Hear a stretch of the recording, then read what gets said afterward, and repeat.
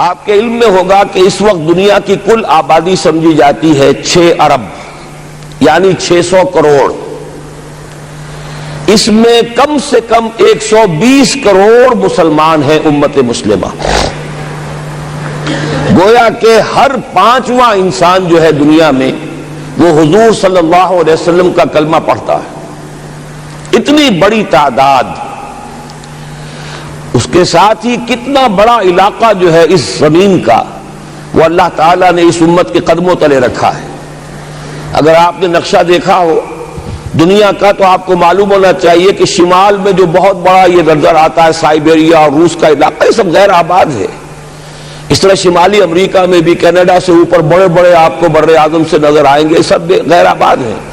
جو آباد علاقہ ہے دنیا کا اور جو زرخیز علاقہ ہے دنیا کا اس کا کتنا بڑا حصہ ہے کہ جو امت محمد صلی اللہ علیہ وسلم کے قدموں تلے.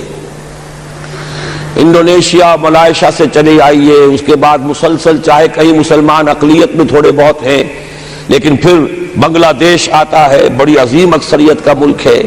پھر بھارت میں اگرچہ اقلیت میں ہے لیکن 20 کروڑ مسلمان بھارت میں اس وقت ہے. پھر جو پاکستان سے شروع ہوا سلسلہ افغانستان ایران چلتے جائیے ادھر ترکستان چینی ترکستان روسی ترکستان پھر آگے چلیے عالم عرب افریقہ کا پورا شمالی علاقہ افریقہ کا تقریباً سارا وسطی علاقہ. یہ سب کیا ہے کتنا بڑا رقبہ ہے اور ہر طرح کی نعمت اللہ نے دی ہے. اس میں نباتات بھی ہیں اس میں معدنیات بھی ہیں اور سب سے بڑھ کر آج کی دنیا میں جو اہم ترین شے ہے کہ پیٹرول جو ہے تیل جو ہے اس کے سب سے بڑے ذخائر وہ ہیں کہ جو مسلمانوں کے قدمے تلے. اتنی تعداد میں ہونے کے باوجود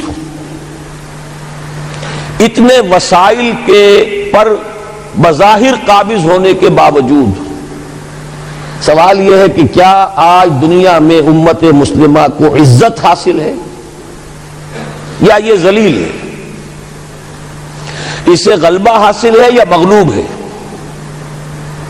اسے کوئی دنیا میں وقار حاصل ہے یا یہ بالکل بے وقار ہو کر رہ گئی؟ یہ بات ہے جو ہمارے سمجھنے کی ہے. آج کیوں ذلیل کہ کل تک نہ تھی پسند گستاخی فرشتہ ہماری جناب میں. اس وقت صورت یہ ہو چکی ہے آپ کو معلوم ہے کہ ہر جگہ پر پسماندگی کا نشان مسلمان ہیں. ہمارے سارے وسائل پر دوسروں کا قبضہ ہے. ایک ہی شے رہ گئی تھی تیل خلیج کا تیل اس پر بھی آ کر امریکہ کی فوجیں ان کے سر پر بیٹھ گئی ہیں. سارا کا سارا تیل اب ان کے قبضے میں ہے. ادھر خلیج کے دہانے کے دونوں طرف وہ اپنے مورچے بنا رہے ہیں تاکہ یہاں کسی کا داخلہ نہ ہو سکے. بڑے بڑے جتنے لوگ ہمارے ان سب کی دولت ان کے پاس ہے. کہنے کو تو سلطان اور برونائی دنیا کا امیر ترین آدمی ہے لیکن دولت ہے کہاں اس کی؟ انویسٹڈ تو وہی ہے اسی کے بینکوں میں ہے انہی کی کمپنیوں میں ہے. کسی کے پاس کچھ نہیں ہے. سعودی عرب کے کوئی ڈالرز ہیں تو کہاں ہیں؟ جیسے شہنشاہ ایران کا جو اثاثہ تھا سرمایہ تھا جو سارا کا سارا انہوں نے جو ہے وہ فریز کر لیا. تو یہ دولت تو ساری وہی ہے. کہنے کو ہے کہ آپ کے اکاؤنٹ میں اتنا روپیہ ہے لیکن سوال یہ ہے کہ وہ اکاؤنٹ فی الواقع کس کے قبضے میں ہے؟ پھر آپ کو معلوم ہے کس طریقے سے مسلمانوں کے ساتھ سلوک ہو رہا ہے. ہر جگہ پر جہاں چاہیں جس طرح چاہیں انہیں ستا لیں. اور ان میں بھی سب سے بڑھ کر جو بات میں آپ سے کہوں گا آج دنیا میں جتنے بڑے پیمانے پر محمد عربی صلی اللہ علیہ وسلم کی توہین و تذلیل ہوئی ہے پوری انسانی تاریخ میں نہیں ہوئی.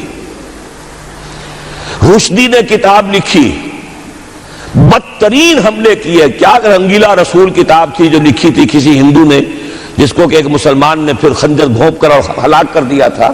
وہ تو کچھ بھی نہیں تھی.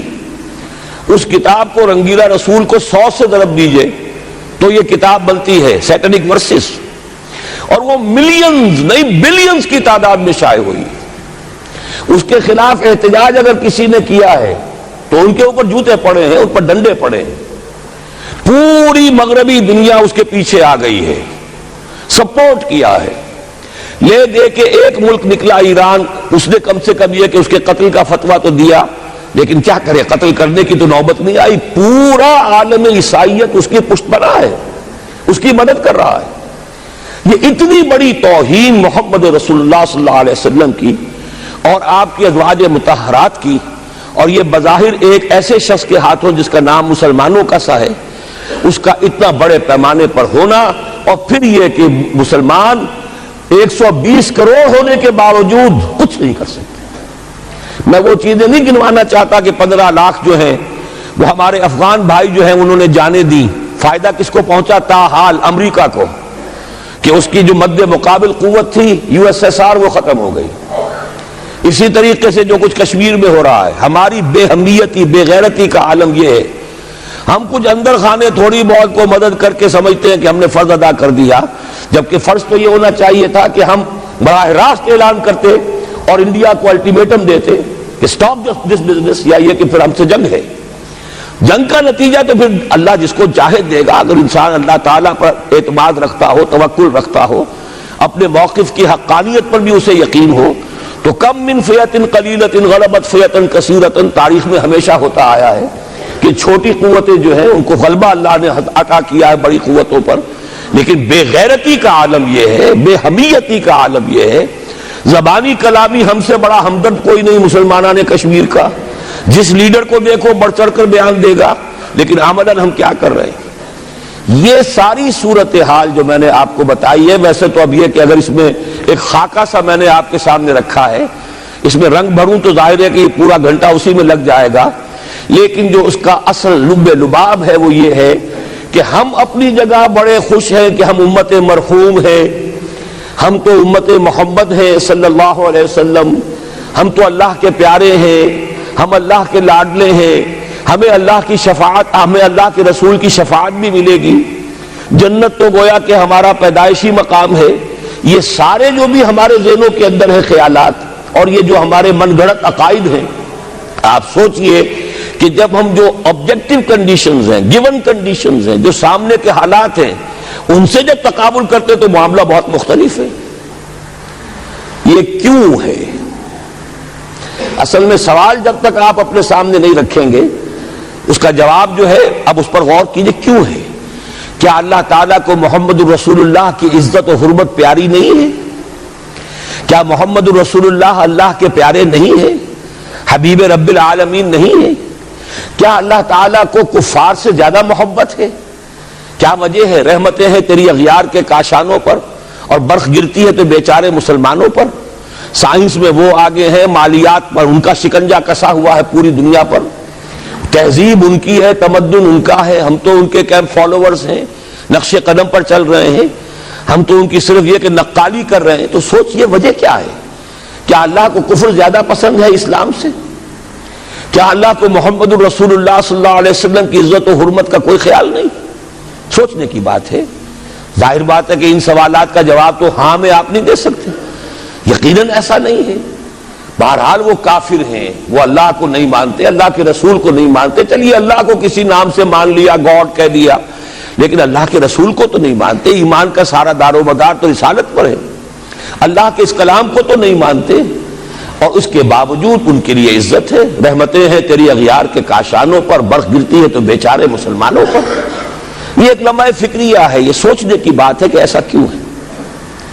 اس کا جو جواب میں آپ کو دوں گا وہ ذرا سا کڑوا جواب ہے، نوارا تلخ ترمیزن چو ذوق نغمہ کمیابی۔